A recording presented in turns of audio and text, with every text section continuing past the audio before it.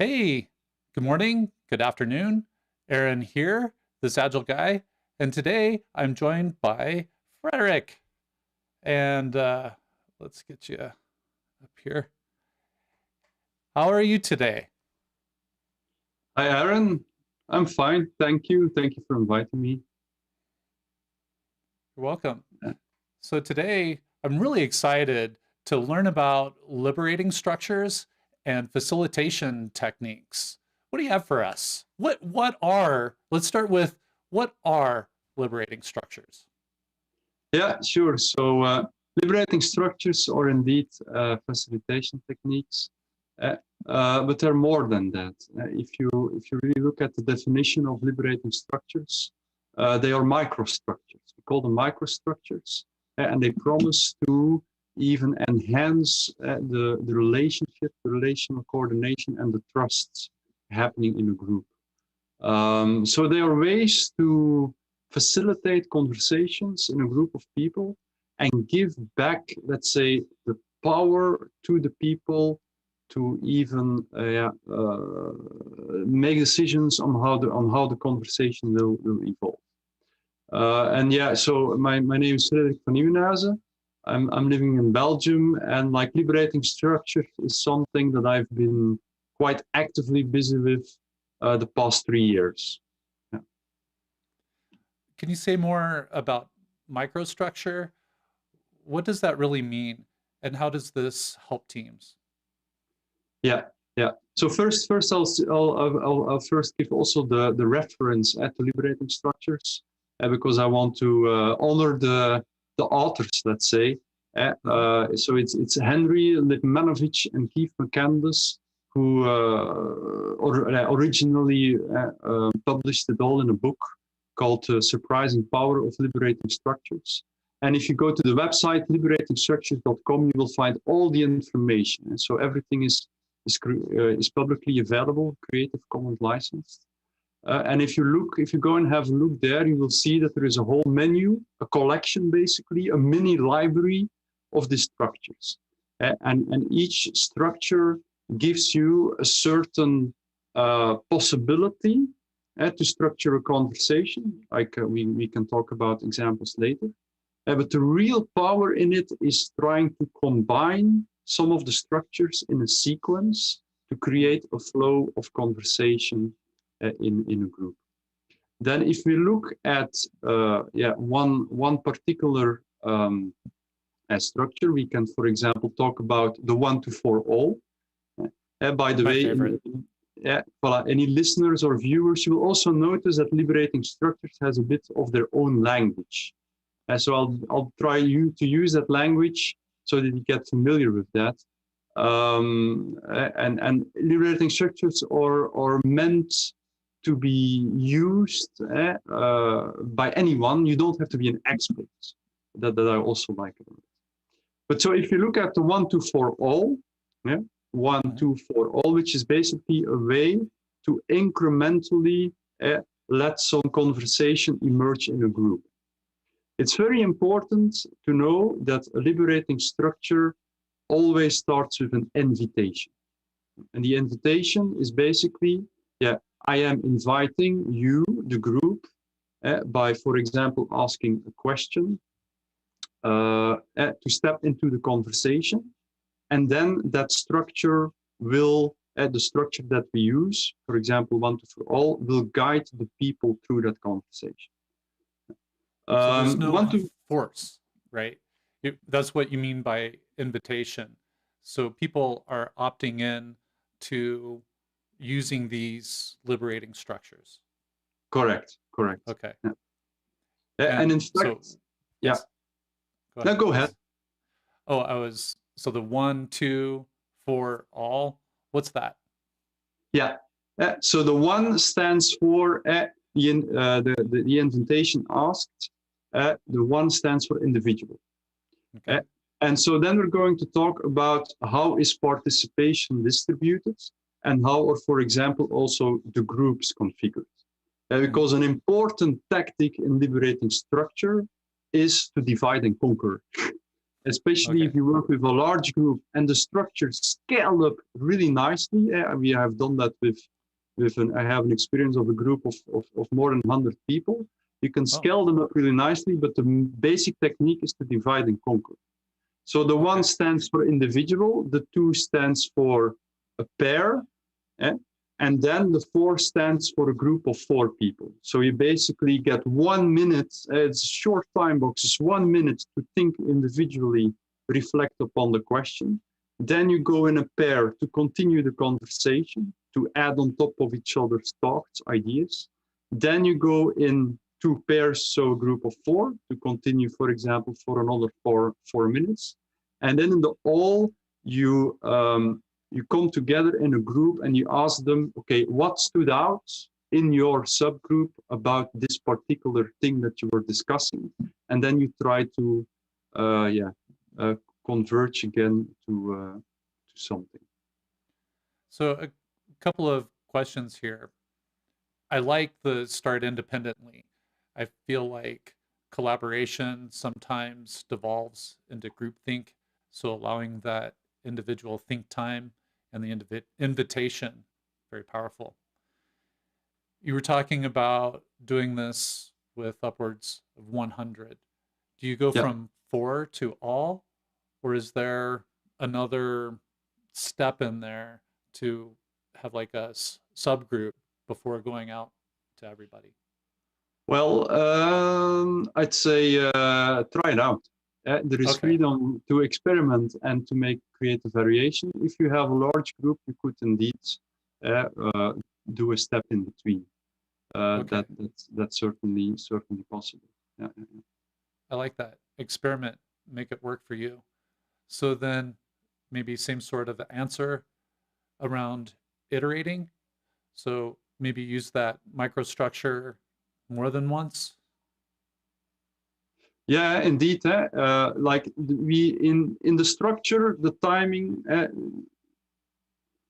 when you facilitate or when people try it out, there are indications of timing of the time boxes, and that's really on purpose. So kind of being strict on the time box as a facilitator or when trying out the structure is important. So it's preferred actually to do the 1 to 4 all with the timing as indicated.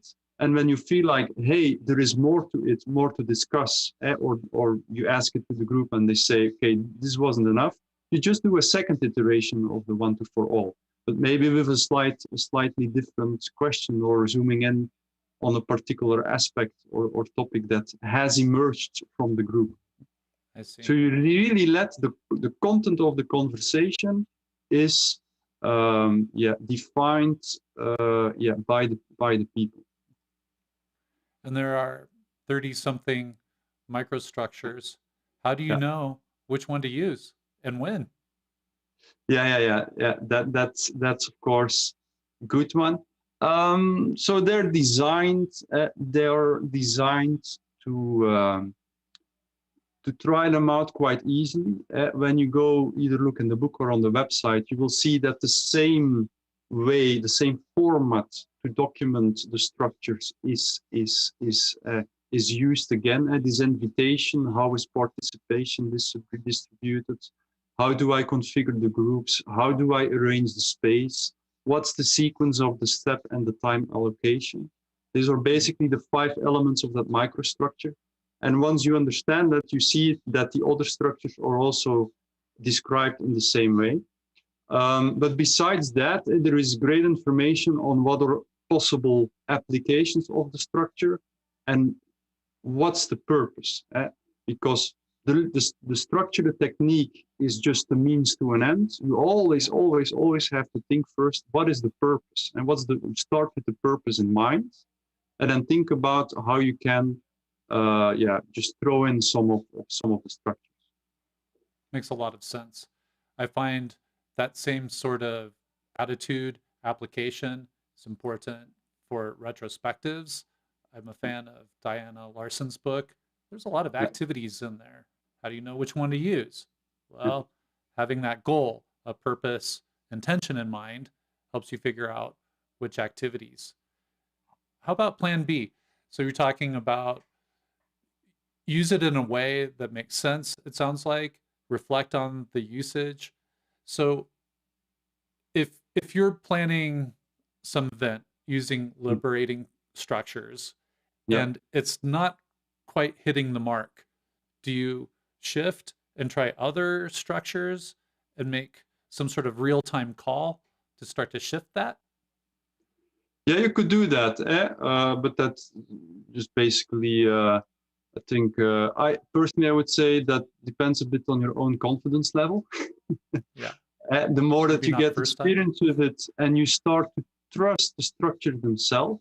And by the way, when you use the structure, there is no need to call them liberating structures. You can mix and match. You just, yeah, as a, you either in a workshop or a meeting or on a conference or in a retrospective or even in Scrum, there are many applications also defined to improve the dynamics in the Scrum events. You don't really call it, we will do a liberating structure now. Now you just kind of, without naming it, when you are there as a facilitator, or people look at you, how are we going to do this? You just start one of the structures. In the beginning, I was when I had a purpose in mind, I was really designing it step by step, structure by structure. And for example, for a retrospective, I'd still kind of recommend to do that. Yet, inspect and adapt. If it doesn't work, or you see it's not as beneficial, or there is a drop in energy in the group, what can you do? Gotcha. You can still change and select another structure out of the repertoire, or think of any other facilitation technique that makes sense, or ask it to the group. Yeah, I like that. Ask the team, ask the group, where do you want to go next? So I'm hearing you can combine these liberating structures with other techniques and maybe don't call them liberating structures. Just start with that invitation.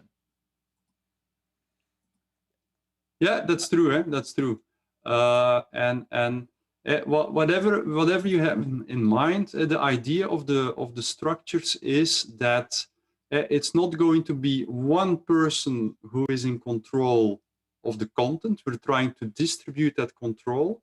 And second of all, it's also not one person who is in charge deciding what is the next step. We're also trying to distribute that. But you can, a typical pattern is, for example, in when you facilitate a meeting is, okay, we're first, we're first trying to diverge a lot to later converge again. Or you can have that in this double diamond. First, we're going to diverge and converge around the problem, diverge and converge again towards solution. Anywhere in that kind of flow, you can use some structures. The only thing that I haven't really seen, at least in the set of liberating structures, but I think other practitioners can have ideas there. And it's not something, it's not a critique or something, but if it really comes down to facilitating for decision making, then you just, there are different ways to facilitate different types of decision making. Then you think of any other technique, for example. Like at the end of a workshop or something, and people say like, okay, so what's the next step now? You have something called 15% solutions, which can really help with that. But if there is a need to come to a real decision, then you can just pull in any other decision-making technique that makes sense at that point in time. I'm wondering, so it sounds like we can use these to make decisions. What are some other useful, I think about like ideation, development. I mean, there's so many practices we do in product and software development. Where would you apply these structures? Yeah, so I think the best is then that we think about, or just we explain a few of the structures, and then we try to think of possible uses. The invitation is an important one, and to just raised by a question to let any of the audience reflect on the structure themselves. And it's something that, by the way, comes from two great colleagues, friends from the Netherlands, from the Liberators.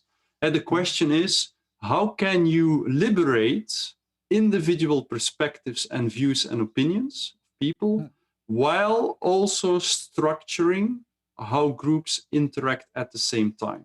And that's like something that we try to facilitate with the structures. Yeah. One which I particularly like, it's called TRIZ, TRIZ with a Z. TRIZ itself is a whole set of problem-solving techniques. And if you look up the history of that, you'll see that it somewhere originates in Russia from an engineer. In Liberating Structures, you have one structure there which consists out of 3 steps. And the first step in the TRIZ starts with, can you please think of all the possible things that you can do? You can go as crazy and as wild as you like to achieve the exact opposite, the opposite of the goal that you want to achieve. The most counterproductive meeting that we could have. Just really go to the dark side. All the possible things that you could actually do to sabotage that purpose that you have in mind. And then there are so many applications, right? Really for all humanity, how could we now destroy the world? How could we destroy the world that we're living in? That's one. Or another application. Let's make a link now with the Scrum team. We're in a sprint planning, for example. What can you do to deliver the most undone increment imaginable? So it's absolutely not done by the end of the sprint. And you cannot believe how creative, inventive people get at thinking of stuff to be counterproductive at something. But that's only the first step. Okay. Second step, and that's of course the kicker, is then you ask people, and by the way, you can also build it up with the 1, 2, for all. Yep. If you now are brutally honest and you look at the list of things and activities that you described, have you in the past or have you in some form already done some of those things that you defined in the first step or contributed in some way? So then it's like an invitation to reflect, oh yeah, in fact, I do this kind of things, or I have done that, visible or non-visible. Yeah, and then they identify that and talk about that. And then in the third step, you ask people, okay, how could you now identify what you want to stop doing so that you can get a first step closer to the actual goal that you try to achieve? I really like So that's example of the TRIZ. What a great risk mitigation activity to look for the wicked problems, the things that are really going to mess you up. And then, recall when you've done something like that, and then maybe some of those risk mitigation strategies around that. So we actually do have high quality, high value product increment by the end of a sprint. Yeah, also in a retrospective, if we talk a bit about applications in the Scrum team, how could you make the next sprint much worse than the sprint you just had? I can imagine the engagement with this goes way up, that people like we're doing now giggle a little bit, but gets the wheels turning, gets the people thinking, their minds light up. Yeah. So another one is Troika Consulting. I'll just explain a few, and then you tell me what you want to more now. Troika Consulting is also an interesting one. Of course, it's in subgroups of 3. It's in 3 rounds and 3 iterations mostly, but you can also do 1. One person presents a certain challenge or a problem that they're facing, and the two other people will play the consultant. So they can give advice, they can come up with ideas, they can ask questions. You could also say, look, you can only ask coaching questions. But there, the idea is that then the person who is receiving the advice or the coachee, that person cannot reply during the time period that the consultants or the coaches are acting. So in fact, in a physical setting, it's even that the two persons are sitting here and the person receiving the consulting or the coaching is with his back to the two other people, with the sole purpose to only listen to them and to not reply. And that that creates some interesting dynamics. Learn to listen. While listening to that, already reflect. Don't answer back, and that you can do 3 times. So yeah. Do you rotate who is the coachee in those 3 times, or is it always Correct. the same? Okay. All right. Yeah, that's the goal to rotate. And that I have done some, like, okay, we have a certain challenge, and then to kind of get people to a different perspective, you can apply the Troika Consulting. So yeah, I don't know, in creative workshops or even in a retrospective, yeah, you could do that. Even in a sprint review, yeah. Like trying to engage stakeholders there. Why not? Yeah, I could see a lot of application for that. And I think the one person that has their back turned would help with psychological safety as well, that they don't raise their defenses and try to explain away what's going on. They have to really listen to the 2 consultants. Correct. I want another one. This is great. What's another one? Yeah. Let's open up the menu and have a look. Okay. A really easy one is impromptu networking. And that's the idea that I basically use a lot. Back in the days that we had physical meetings or physical conferences. Impromptu networking is like the idea you arrive at an event or at a party and you bump into someone randomly and you have a conversation. Impromptu networking is in 3 rounds, 3 times in a pair. You're going to answer the same question or the same invitation. But in those 3 rounds, so you will meet a different person. And people are just mingling and they're pairing up for a certain point in time. You indicate, okay, the bell or time box ended. You meet up with someone else. Yeah. The interesting dynamic is there by having the short conversation on the same question.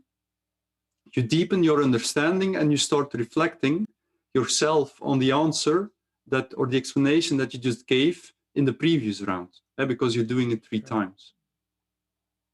Yeah, so you can like marinate in the question and allow it to absorb your thinking. Yeah. So there's a little bit of reflection and obviously emergence, even with the name impromptu. It signifies this is not planned. I don't have a list of questions. We just talk like in a social setting. Yeah, and in a meetup or even in a session online, we can also talk about how do you facilitate this virtually. It's like the basic question is, what big challenge do you bring to this workshop or this session, or what do you hope to get and give to the group? Or there are other variations on that. Basically, the invitation shapes has to be well chosen and shapes kind of the possibilities and the conversation that can emerge. The invitation is mostly a question, but could also be an open-ended sentence. Don't make it too simple. There is the craft of creating this kind of invitations. I was thinking about that. A bad one, I would think something like, "Hey, do you want to do this?" Yeah. Yes, no. End of conversation quite quickly. Right.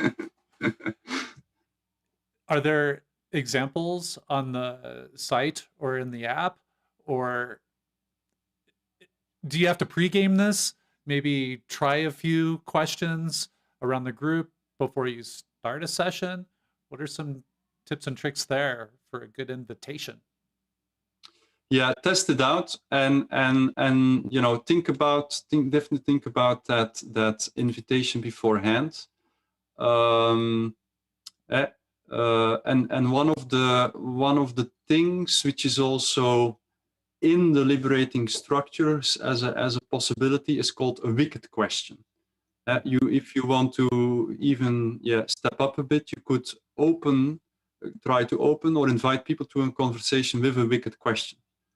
And the goal of a wicked question is to kind of really engage people, but also to kind of bring to light some kind of paradox, something which seems opposing yet complementary.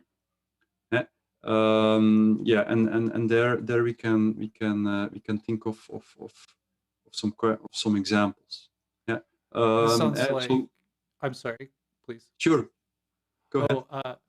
Like, how could we destroy this sprint and do the worst possible thing ever? Is that a wicked question?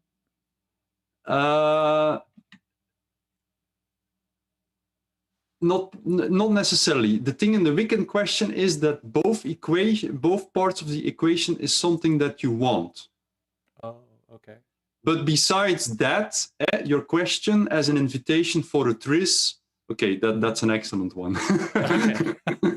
I see. But if we zoom in on the concept of the wicked question, and by the way, in the textbook there are some examples. There is one here. An interesting one of the textbook is for the parents out there. How is it that you can or you try to raise your children that they are on the one hand become independent adults, but also you want them to be loyal and attached to the family and the meaning of family. So you see that there's a kind of opposite or contradiction in there, possibly, but still there are two things that you would like to achieve. Yeah? I see. So a wicked question balances somehow, creates some sort of creative tension. Correct. Like for all of us, how is it that I'm simultaneously that I'm very dedicated and committed to my work, and I want to be fully present for my family? Mm-hmm. Yep. How do I do that? Yeah. And that is like, if you ask the question and people are silent, that's a good sign. Well, you don't know. Either they didn't understand it completely, right? Or they really thinking about it. Yeah. I think with all the online stuff too, question maybe like, how do we connect interpersonally while getting work done? How do we feel like we're together while we're alone, in our own home office or something like that? Yeah. Let me just throw in some more examples that I've been using a lot. Let's say, so we have the one to for all, the Impromptu, the TRIZ, the Troika, 15% solutions. That's like well, it's a simple concept, but I think yet powerful. It is like at the end you say, what's your 15% solution? And again, it's a language, and when people know that concept, then you ask to the group, so what's your 15%? And then you have people in the group like, huh, what is he talking about? But you have others who already understand the meaning, and so it's a metaphor. And the 15% solution says basically, what could you do now as a next step? When you end this meeting, what could you really do which takes you a step forward, but you don't need to ask for additional permission. You don't need to go to your manager and say, oh, I need to get more time, or you don't need to get a budget approval, or you don't need to ask your colleague. No, really, like, what is within my possibility, my control, a productive next step, and that we call that's the metaphor of the 15% solution. That's one I like. I like that. I think about some coaching prompts like roughly right, or what's the simplest thing that could possibly work. Yet I see a difference with this 15%, that it's also what's in my control to take a next step. Yeah. I like that. And let's check in, see if we have anybody with us live and if they have any questions. What do you think? Yeah, cool. All right, cool.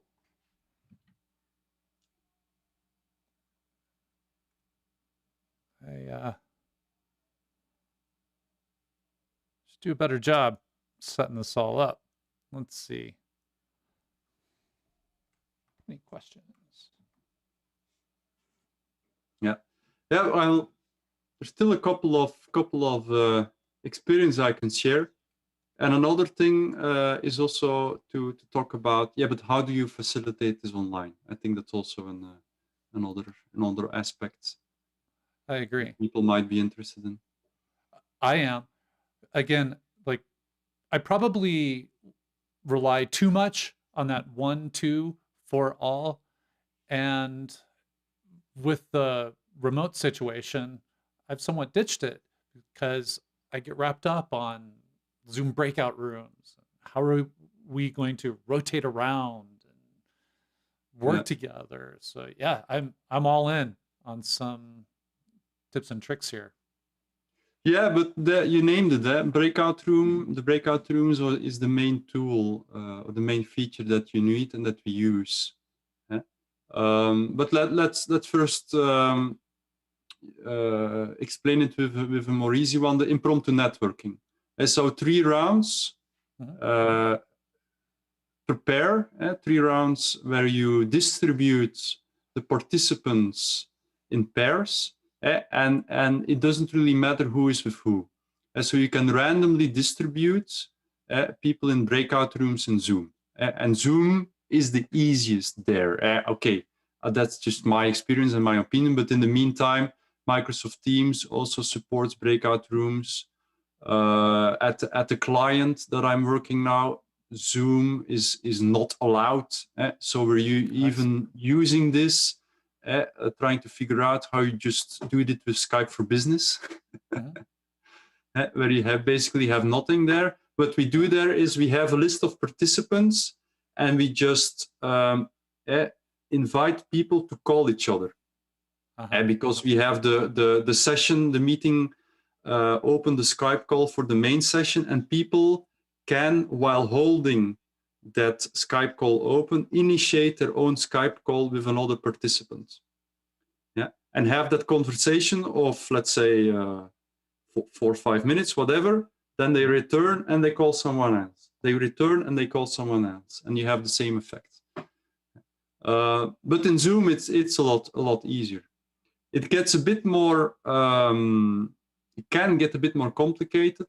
Like with the 1, 2 for all. If you really want to apply that one, okay, from individual to pairs, that's easy. But from the pairs to a group of 4, you actually want to merge the same people of the 2 pairs in a group of 4, which means that you need to manually assign to merge the groups.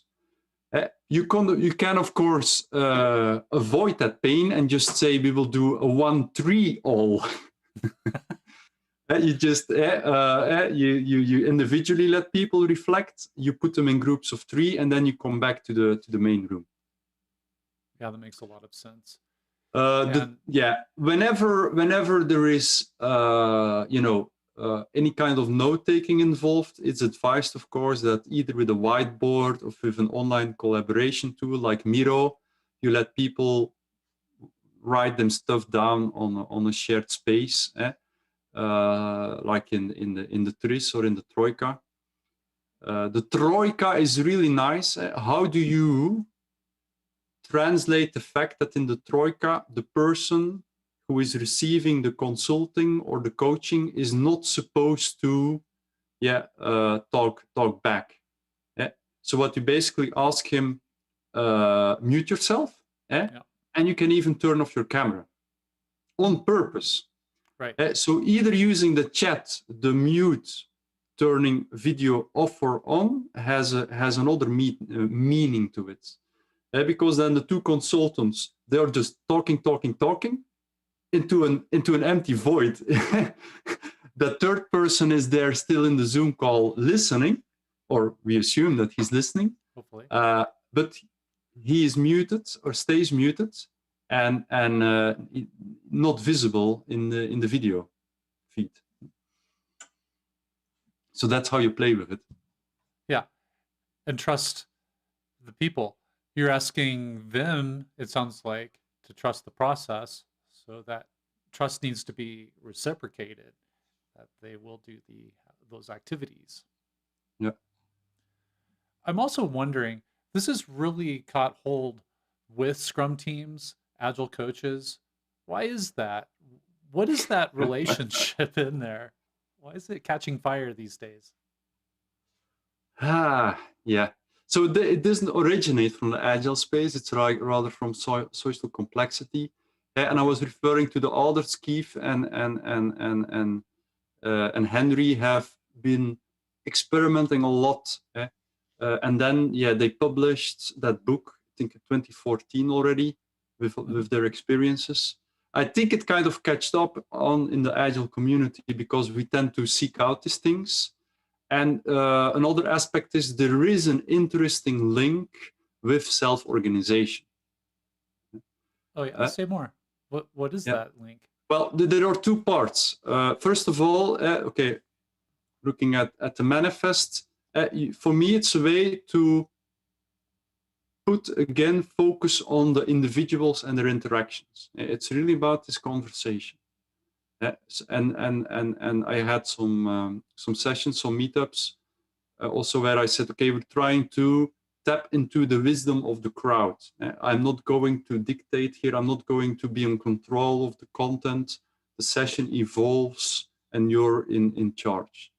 The self-organization aspect is you put a certain structure in place, but within that boundaries, people can still decide things. They seek out who they're going to talk with. They kind of can steer the conversation into a certain direction, right?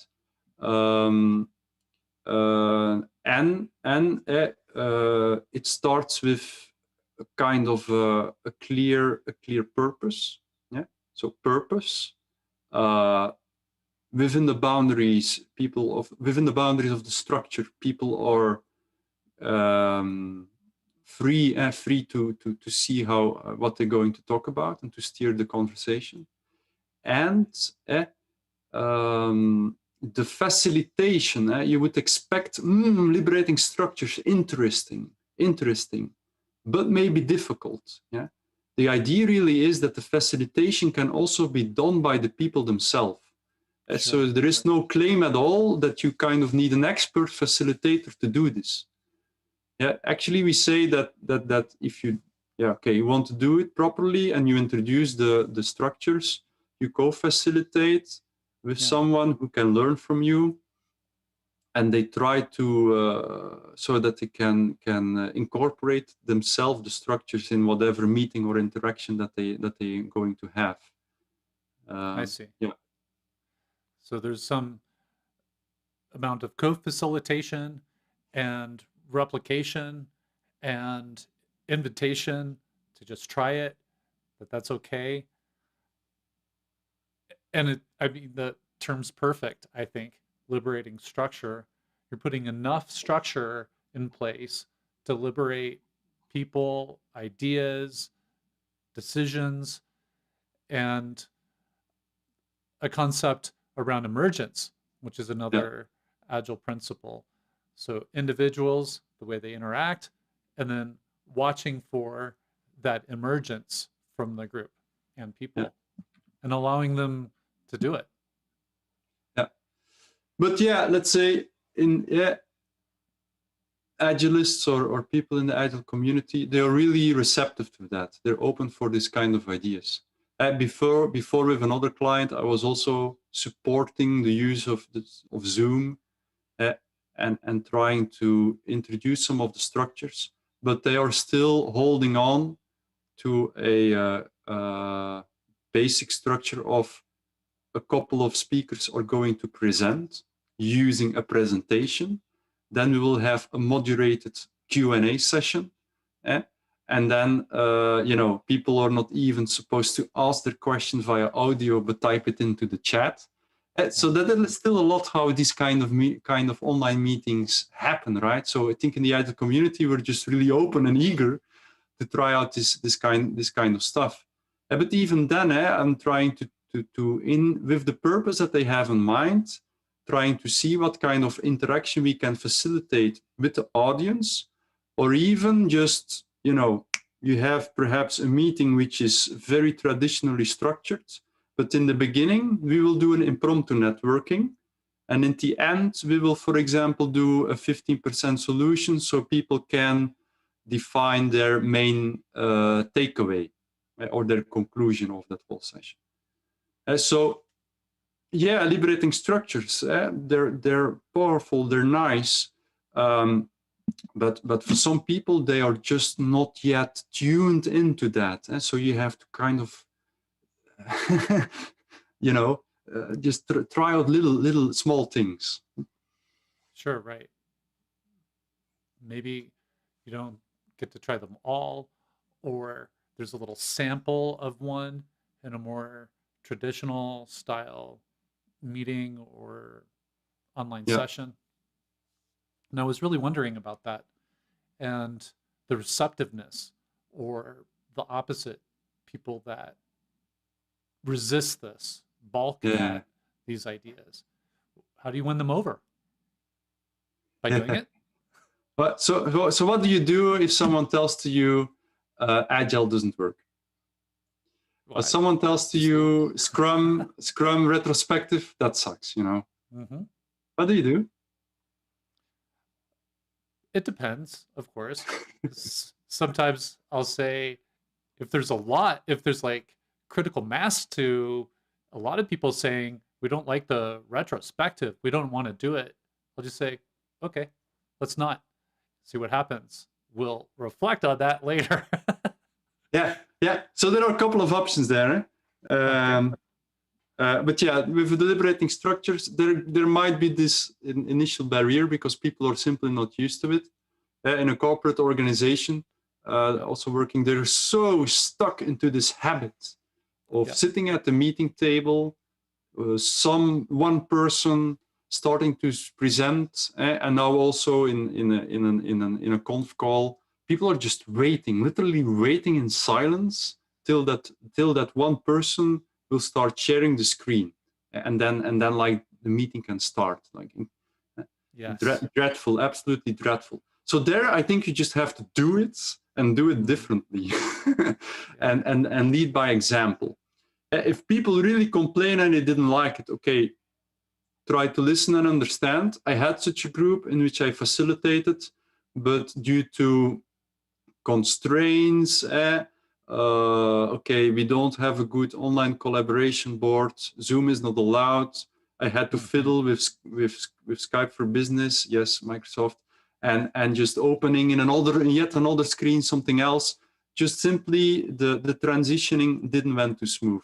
So that's move. And I understand that. So that's something also, if the technology isn't really there to support you, you have to know the limits. But otherwise, people, I know also people who just do that with a board meeting, with executives, whatever. There are these field stories with a group of doctors or scientists who are, and just, wow, you do a liberating structure, and they're like, wow, what is this? And and then you either ignore it, that people are looking at you or challenging you, are very stubborn, I'm not going to participate in this. You just ignore it and you do it. But then of course you see what the effect is and listen there, and then try to see, okay, was it useful? What do you think? How could we do it better the next time? Are there microstructures to help for that person that's like, I don't like this? Could you pull something in from this body of work to understand them and meet them where they are, understand the resistance? Are there any liberating structures for that? Yeah, there probably are. I think the Troika Consulting can help. There is one, let's see. There is one called, I don't know if it completely fits your question, but there is one called Appreciative Interview, where you're basically trying to focus on the positive, on the success. You invite people to tell a story, but they worked on a certain challenge and they had a positive result, to kind of identify what were the criteria to success. And in that way, you can also steer away from this kind of negativity and try to amplify what's working well. Another one, which is maybe also worth mentioning, is called eco-cycle planning. But for that one, we should also refer people or show them a visual. Because the eco-cycle is a way to visualize and to invite people to think about, could be whatever, a portfolio of projects, their relationships, their activities, and kind of plot it out according to a phase of maturity, let's say, and it kind of follows the natural cycle in nature. Like, is it a seed that we're planting and it needs to start growing, or is it something that we renew, or are we considering that we're really mature at this, or is it something that we're so stuck of doing that we should actually stop doing that? And we call it the creative destruction. And that I have also used for people who, are stuck with something, or they are resisting a lot, or they are complaining, or we use it also in a retrospective. And then people themselves can kind of map out their own interpretation, create their own interpretation of their maturity of all those different things, activities, for example, put it on this big visual eco-cycle. To then start to identify what could we do next? Where are we not investing enough in something? That we call it you're in a poverty trap, or some activity that you cannot let go. You're just holding on to it. Holding on to it. Like every morning, I need my coffee. I'm holding on to it. I cannot let it go to it. So maybe you should actually stop doing that and creatively destroy that thing in your life, or in the habit, or in the culture of the organization or that team, to make space for something new. And that eco-cycle, when done well, but it takes time, takes a lot, it takes time, is something which can help. Cool. I might, myself being fairly new to this, I think I'll focus elsewhere than eco-cycle, but I like that. Now I want to use it. And I heard you say pretty much get going. Try it, see how it goes. What other Yeah. advice do you have to somebody like me who's really new at this? And I'm very excited to charge out there and start to use these. What's my 15%? Oh, I think join and seek out to just experience it. And therefore, there are many free sessions and meetups still being organized. If you want support, there is a Slack community out there that's free to join with lots of practitioners. It's alive, yeah, really alive. And then there are people who have been busy with liberating structures even a lot longer than me, who are also organizing kind of deep dive sessions. In fact, I attended one yesterday. I'm happy to refer to them. It's by Fisher Qua and by Anna and by Fisher. They are organizing free sessions to deep dive in a certain structure. Even the ones that I'm not yet that familiar with, because there are so many.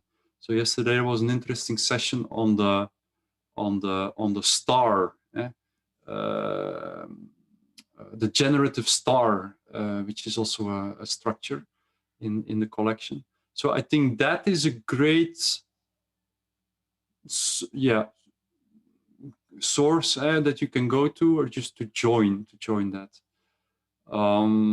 Besides that, yeah, like I was mentioning, everything is freely available. There is the book, there is a website, there is an application, and people have also created this kind of deck of cards that you just, when you would be physically somewhere, you have the deck of cards, or the equivalent in the Liberating Structure app by Holisticon. You just, you open it up and you have in a short summary in a handy format the steps of the structure. Excellent. I will make sure as well to get those links here in the description once we're finished. And I really appreciate the time you've taken today to explain to me and others liberating structures. I am absolutely excited to get going on this. What would you like to say here in conclusion? Yeah, it's what liberating structures is one of the things I discovered. I started experimenting with it, but it really stuck to me. It's not that I'm using now liberating structures on a daily basis, but whenever I'm thinking now and also working with colleagues of how can we design this workshop? How could we introduce, something new in a retrospective? When I hope that it will be possible again to meet in person, I'm also organizing some conferences. We are doing a liberating structure one way or another. I have done it with a group of 150 people, and it creates such a great dynamic. Yeah. That that's just something really nice. Yeah. And I think I'm only still touching the surface of that, like getting to know the structures, understanding what they can be used for. But then it's a bit like the shuhari. When you've tried it from the textbook, feel free to kind of adopt and to combine and see what happens. All right. I'm doing it. I'll let you know how it goes. And maybe you can come back and we can talk about that at some point. Really do thank you for your time today. And for everybody else,